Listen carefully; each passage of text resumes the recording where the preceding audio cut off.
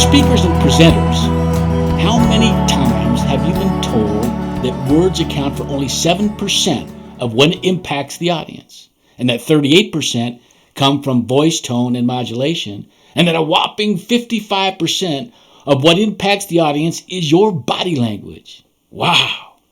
Guess what? That's pure moonshine. Greetings and welcome to an Odyssey into Oratory.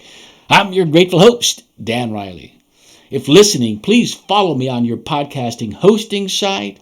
And if watching on YouTube, please subscribe, like, follow, comment, and share. The 7-38-55 myth, also known as the Mehrabian model, has been around for decades. Its creator, Albert Mehrabian, was a professor of psychology at UCLA. These percentages that continue to be bandied about today dealt specifically with two experiments the good professor performed regarding communication congruency on specific attributes. Considering just the attributes of feelings and attitude, the experiment concluded when a speaker's words and body language were in conflict, an audience would overwhelmingly look to body language as the best indicator of truth. Well, duh, 2-year-olds have this figured out. But to this very day, speech trainers are still teaching this myth. Now, don't misunderstand me. While the 7-38-55 percentages are way off for most speakers and speeches, body language is still a significant part of any communication. If we were to use the same three rubrics, words, voice, and body language, to evaluate a speech, the percentage of their impact on the audience would vary widely depending on the topic, knowledge of the audience, and the particular strengths of the speaker. Now, the best speakers have mastered the nonverbal components of body language to optimize their message. Today, I'm going to cover the 4 central categories of body language and add a 5th, which should be present with all the other 4. Number 1, eye contact. After words, eyes are the most expressive tool a speaker has. Shakespeare was right when he said, "The eyes are the windows to the soul." It is impossible for a speaker to maintain eye contact with an audience 100% of the time, but that should be the goal.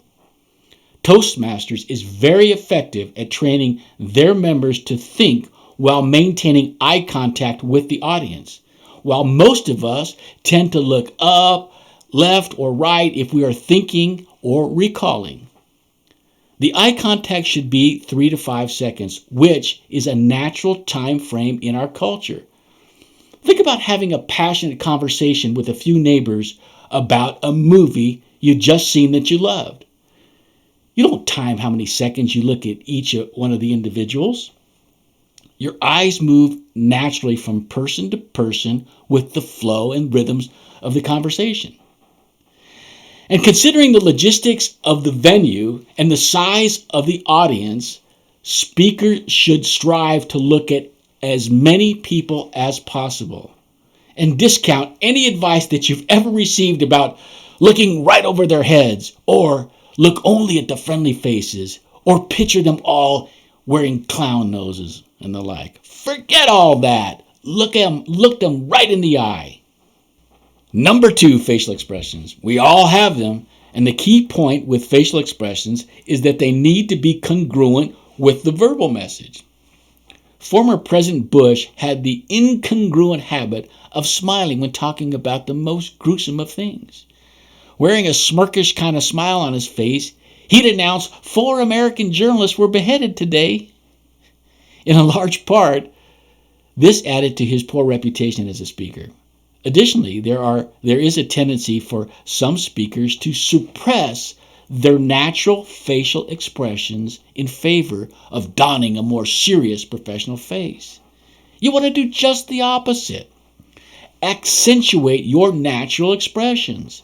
If you tend to raise your eyebrows when you are excited about a topic, or if you tend to tilt your head like a puppy when asking rhetorical questions, keep these expressions in your repertoire. In fact, augment them. They help solidify your authenticity with the audience. Number 3, posture.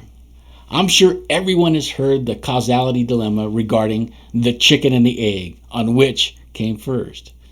Now, I don't know if posture and mood would qualify as a causality dilemma, but psychologists are clear about this.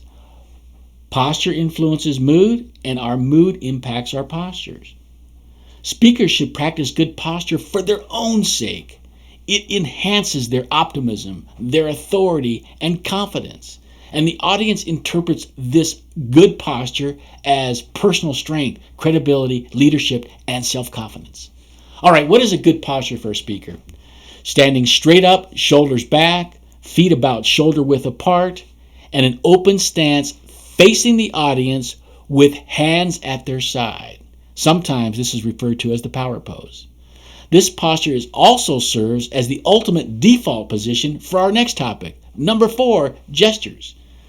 When free of excessive nervousness and anxiety, we all gesture naturally when we speak, usually without giving any conscious thought to the process at all.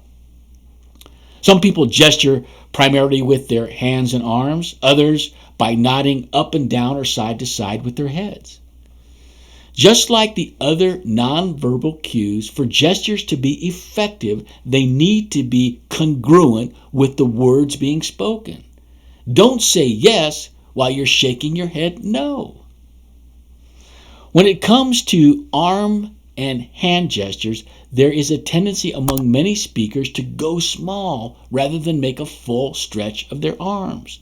They just go halfway, and they'll only get half the impact by doing this. If you're going to stretch your arms out, stretch them all the way out. And many new to public speaking struggle with what to do with their arms and hands. Men will often nervously put them in their pockets. We find both men and women will clasp their hands behind their back or fold them in front of them.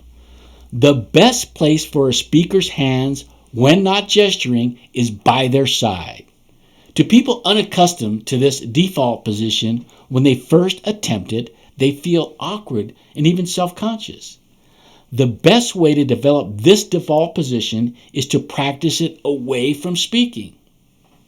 If you are in line at a coffee shop, grocery store, the DMV, you pick the place, get in the habit of letting your arms fall naturally against your side.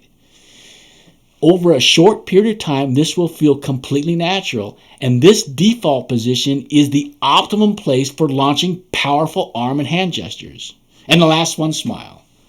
Dale Carnegie said, "Your smile is a messenger of goodwill." It is the only nonverbal communication tool that transcends generations, races, culture, ethnicities, and even language.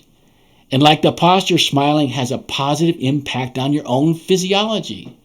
And don't smile just with your mouth. Let your eyes smile too. There you have it. The 5 chief ways speakers communicate with their bodies. As for today, in my part, that's all there is. If you're listening, please follow me on your podcasting hosting site. And if watching me on YouTube, please subscribe, like, comment, and share. This is Dan Riley taking you on an Odyssey into Oratory. Until next time, throw off the bowlines, sail away from the safe harbor, catch the trade winds in your sails. We're on the move now.